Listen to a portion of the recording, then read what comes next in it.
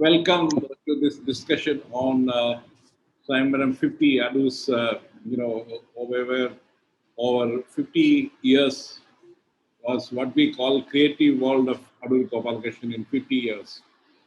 And I have with me two eminent and senior film writers, Saibal Chatterjee and Babu Subramanian.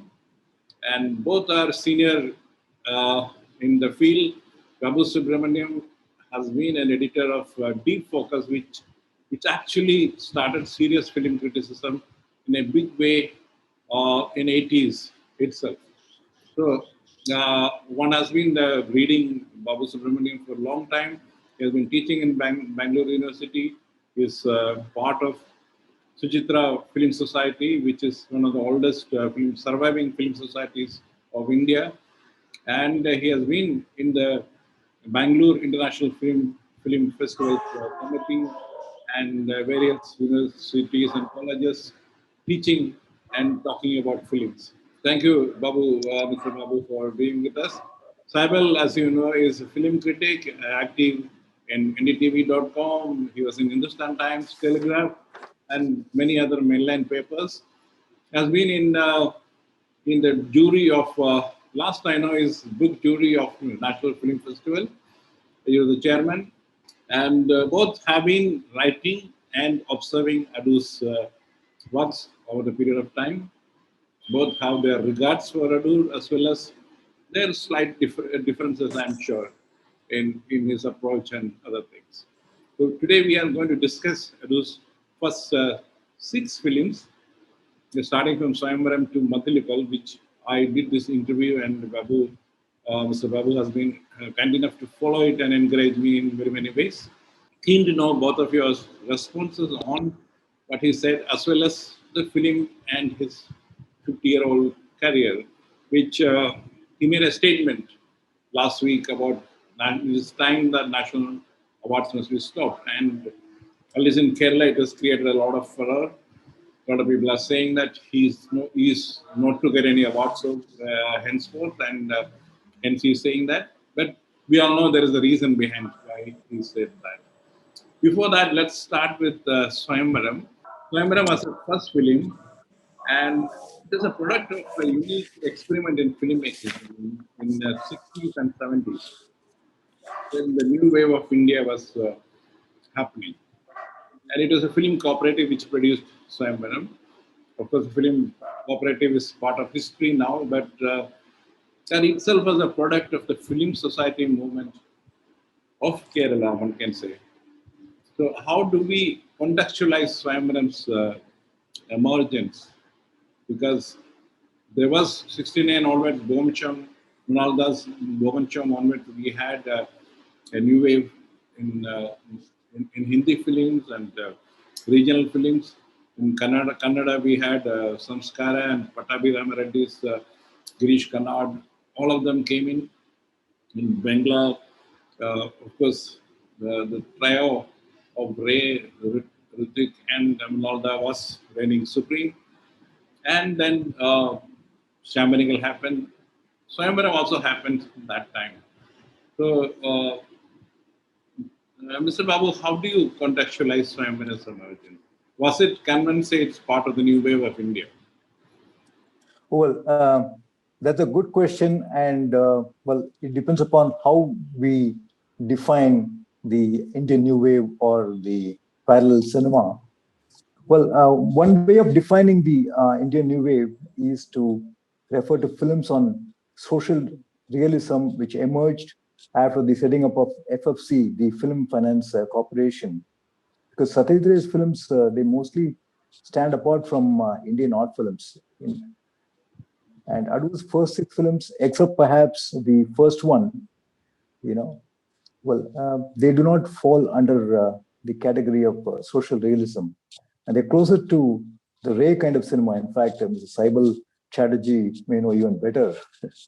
Even in Swayamvaram, although it deals with the theme of unemployment, which is the denotative meaning, okay, the film works at another level with its reference to the epic Ramayana and all that. See, basically, you have to understand that, when Adoor Gopalakrishnan started making films, there was another bunch of filmmakers who came out of the institute, led by Manikal, who made Uski Roti in 1969, a couple of years before Swayamvaram. But and they were all Ritwik Hatak acolytes. Adoor Gopalakrishnan was distinctly like Babu Subramanian just said. He was more like Satyajit's way, very classical, yet with a style that was distinctly his. The other day I was hearing an interview with Steven Spielberg, where he kept saying that I'm only a storyteller. I don't have a style of my own, so I'm not a great filmmaker. Orson Welles was a great filmmaker. Martin Scorsese is a great filmmaker because they have a signature. So Adoor Gopalakrishnan was one of those rare filmmakers who came out of the institute and instantly sort of created a signature style. I mean, an Adoor Gopalakrishnan film you cannot mistake for someone else's film, because there's a distinct quality there's a timber to his cinema that is distinctly his. I mean, and because he was such a meticulous craftsman, spent a lot of time writing his scripts, so everything was planned down to the last detail. So suddenly there was, I was maybe just 10 years old when Swayamvaram was made, but there was a film in Hindi called Piya Ka Ghar. I don't know whether you remember it, 1972, which was about a young couple who marry against the wishes of their parents, and then the girl moves into the newly married husband's home and realizes that he's very poor and he can't really fulfill her needs. So it's a comedy. I mean, so it was a period when it's like 15 years from the independence, or after the independence, a nation grappling with unemployment, with people looking for jobs and not getting them, and trying to rebel. And in the case of Vishwam, I mean, he's not a political being. I mean, he's not somebody who will go out on the streets and protest. So suddenly you have these characters who are relatable, but very different from anything that we had seen before. So it's a clear line that is drawn. So Swayamvaram, pre-Swayamvaram and post-Swayamvaram, Malayalam cinema is completely different, and even probably Indian cinema, because if you take all his 6 films, I mean, over the next 18 years or 20 years, I mean, he created a language that was very Indian, very culture specific. And as I always keep saying, that you don't have to read books of history about of Kerala. You just need to watch Adoor Gopalakrishnan's films. I mean, just his 12 films, if not 12, at least 6 or 8. I mean, until say Vidayan, Niralkuttu, and Katapurushan. Those 8 or 9 films will give you a distinct idea of what Kerala is all about. I mean, what has happened to Kerala. Swayamvaram was, of course, the product of the times. And also, it was financed by FFC, as Mr. Babu said. It was financed by FFC. And also, I think India and Kerala was ready, because 6-7 years of film society movement in Kerala, over 100 film societies, people were ready to receive such films. And Adoor was the right time and the right space with his film. And there's a big story about how he got the award, because it was rejected from Kerala Film Awards, and the South Indian jury also didn't send it to Delhi. That's a different thing altogether. But coming to style, which you said, I think Swayamvaram is, one looks back and feels that it's a bit of a lot of things, though his style is there. But I think Kodiyatam, when it comes to Kodiyatam, that's a totally distinct style. In fact, I'm from that region where Adoor grew up.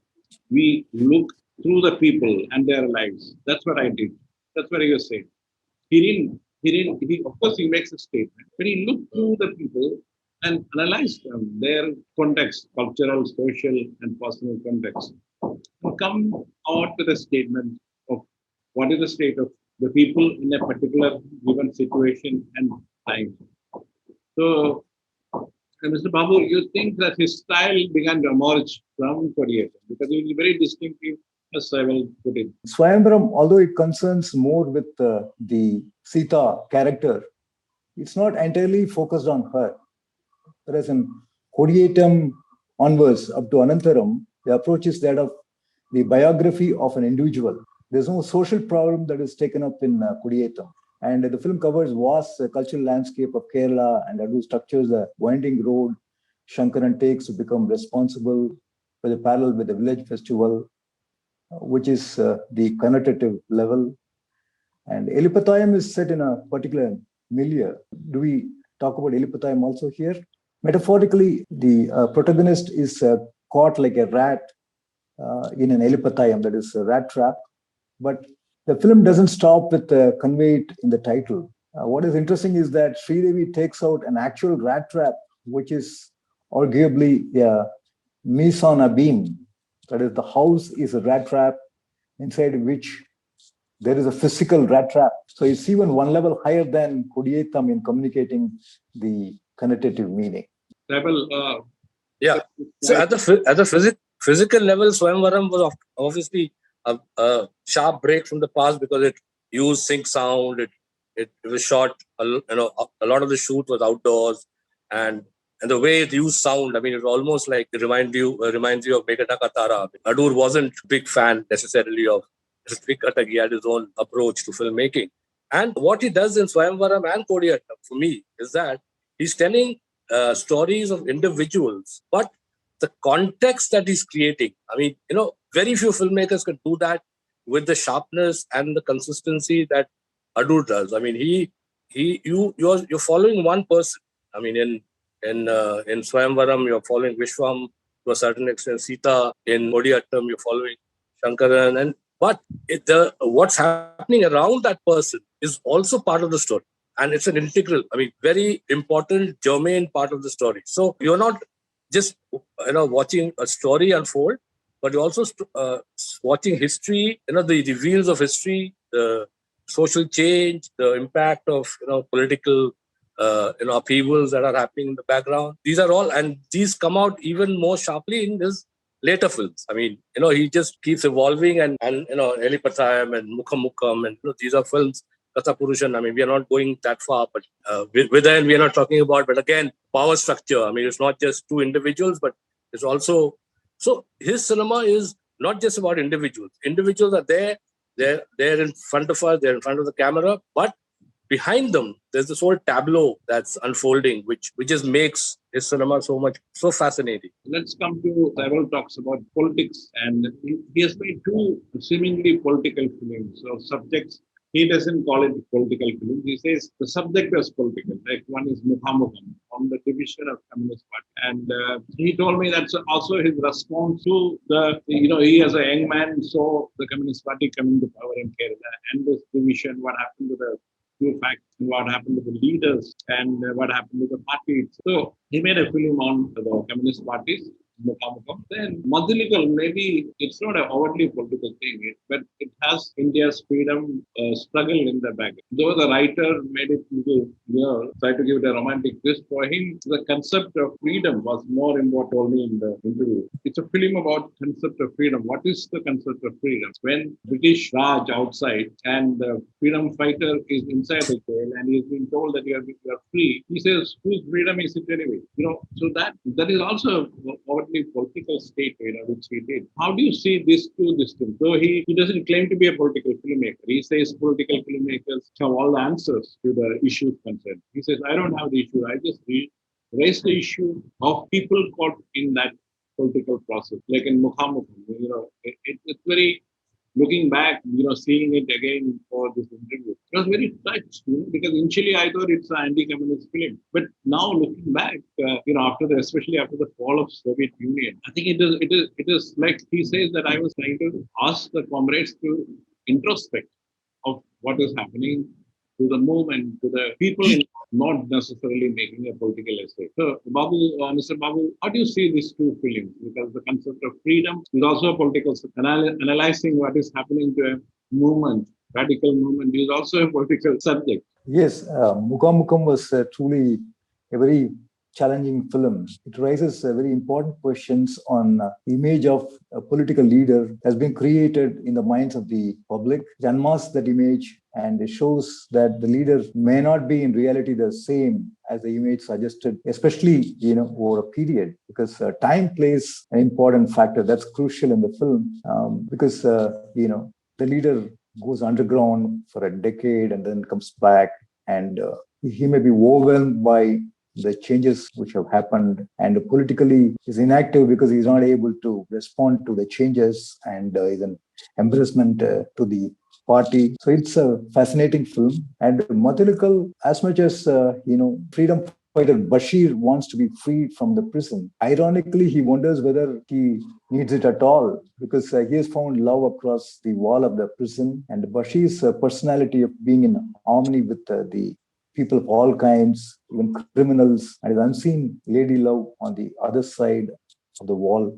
They lift the film to another plane, which gives the connotative meaning, a deeper meaning. I think what I see in these films is the essential duality of human experience. I mean, you are, there's an image and there's a reality. So that is something that, even in Kodiyattam, I mean, there's this man who's a simpleton, a drifter, who's maturing gradually, through life and through his experiences, and that the journey that it undertakes is symbolic of his life's journey. So the human experience here in Mukhamukam, obviously you have a leader who was once revered, and he disappears, and when he comes back, he's no longer the same person, and people, and that's something that happens all the time, disillusionment with our so-called messiahs and saviors is a constant in politics. In politics, people keep changing, and there's disappointment that sets in after a point, and that is something. And as you said,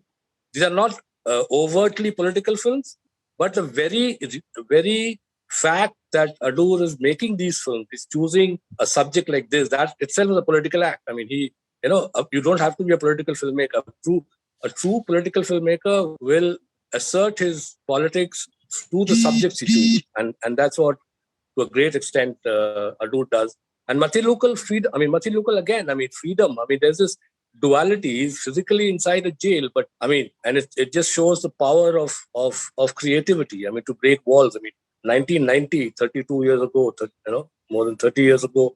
I mean, we now live in a world where we are building walls all around us. Walls around us, walls between us and other people.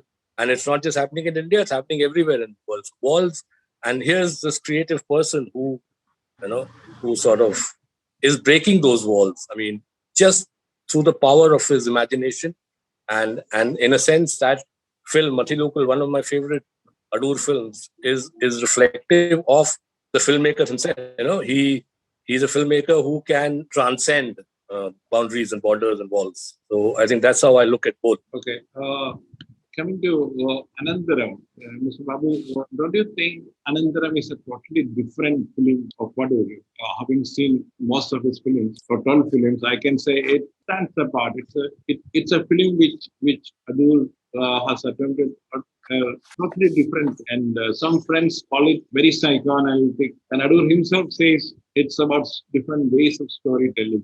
He says, I didn't attempt a psychoanalysis, but just looking at the story itself, how one person, he sees his world around and how he assimilates it and tells it. So, and style-wise, you wrote about it. You almost brought in Dostoevsky's certain style elements in it. How do you look at Anantharam? Because I feel it's totally different film in the 12 film category, total of 12 films of Adoor. Yes, I agree with you, because, if we attempt to, tell the story of Anantharam in brief, we will invariably end up putting down its plot instead. The interpretation of Ajayan driven into insanity due to schizophrenia is probably the denotative meaning of the film, but it only fits up to a point, because just when we create the story based on this, we're confused by seeing Ajayan's roommate pick up a rose from the floor and ask Ajayan whether someone was there. So we have an unreliable narrator who creates ambiguities. We are forced to come up with multiple interpretations at the connotative level. So that way, it is definitely different from other films. And in Anantharam, the two versions are told in the first-person narrative by the same person, which is rather new. The English title of the film is Monologue, and in fact, it's a double monologue because there are two voices. The two voices in Anantharam are that of the protagonist, but they're quite distinct since they are presented in two versions. The polyphony in Anantharam could be called polyphony of the protagonist in time. He said, look, have you noticed one thing? First, he says, I am Ajay. Second narration says, I am Ajay Kumar. So, he goes into that details and say that, look, the way then he speaks about himself is totally different. And then he comes out with this end statement of haunting odd even Ajay as a kid. He says, if he has this habit in end of the film, he gives the key to the film. If you have not understood, this is the key to it. So you better understand. So that's what he has been doing. And how do you look at that film? Because it's, as Babu sir also said, so like at the beginning, we said that after Swayamvaram, he was gradually moving away from the strict rules of social realism. He was doing things that were not, bound within the parameters of, the kind of social realism that the new Indian cinema was creating. So here was, this again. I spoke about the duality of, experience, and so the human mind has this ability to interpret things in different ways. I mean, the same mind, so basically, this Anantharam is a culmination of a movement that's been happening in Adoor until that point where it reaches its kind of, the highest point where, here's a man who has he's almost a split personality. He has two stories that he's telling us, and, so what do we make of it? It depends on, will differ from person to person. So, so that again, it's very challenging in that sense because it's not a film that is going to spoon feed anybody. So anybody who watches Anantharam for the first time might have to watch it a second time to actually, to fully grasp what the filmmaker and what the character Ajayan is trying to sort of convey to us. I mean, it's like, he has, he's obviously moving. There's a man on the verge of a nervous breakdown. And we've also have Mukhamukam, where this man also is sort of moving towards a nervous breakdown, paranoia, and he's like, so Anantharam takes that movement towards highest point, I think, in Anantharam. So with 6 films, I think, and especially with Anantharam, both of you are speaking about an author filmmaker come into existence. So how do you see this arrival of an author filmmaker? Because from Swayamvaram, Kodiyatam, time, then Anantharam, and Madilikal later. And the way the graph moves up, I think that is the creative graph reaches the top with that 6 films. So, Mr. Babu, how do you see that arrival? What is the style which he has established for himself? Saibal pointed out, he came to this refreshing new style. Well, that's a very good question because most films we find that they stop at the denotative level.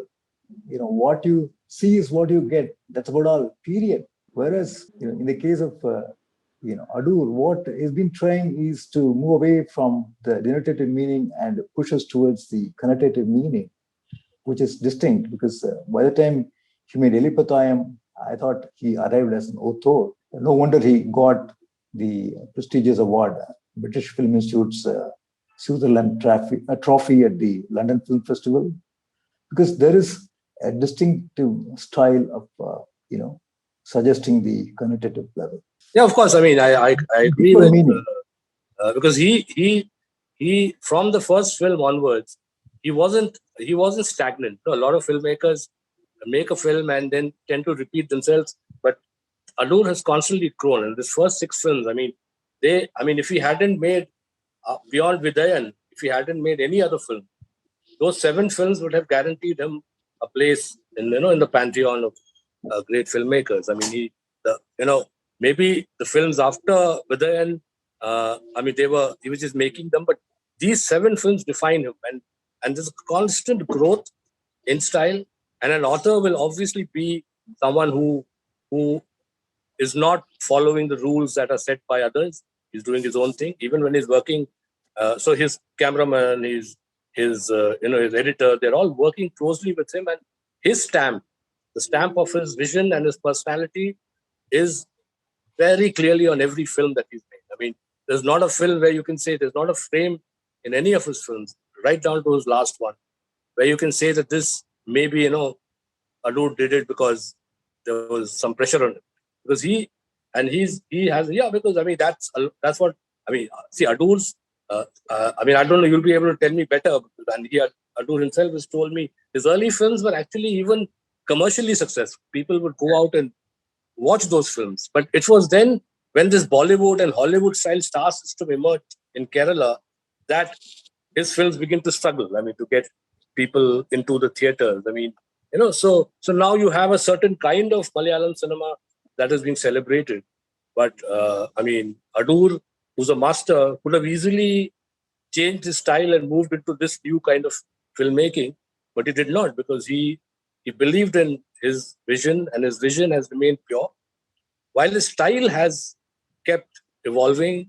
And Pinnayam, I mean, his film, I think it's a very modern film. It's a film of today. I mean, somebody who's sticking to his guns, but not surrendering to the forces around him. So that's what makes him such a great filmmaker. When it comes to SWOT analysis kind of thing, in Kerala, the person is all about, he is obsessed with the Nayar Taravadu, the middle class and the middle caste. His characters are mostly are middle caste or middle class. That's a new, line of criticism of his films. Do you think that that aspect comes for a non-Malayali? Does it count at all? Well, not at all, because one thing is that a filmmaker like Adoor, he will never make a film unless he is very sure of himself, and that's what he has said in an interview with you. And it takes a long time to decide on the subject for a film, because he should have a deeper understanding of the milieu, the people, and all that. Otherwise, he won't even venture to make one. And naturally, the subject is from, Kerala, the cultural landscape. Here he is very familiar with the temple festivals and, middle class Kerala household. Okay. So he's drawing from that. Okay. But his vision is universal, because, see, on the one hand, you have to be rooted, to your landscape, your soil, but, yet, you can be universal as Adoor has done. So I don't think, That's it. we feel it that way.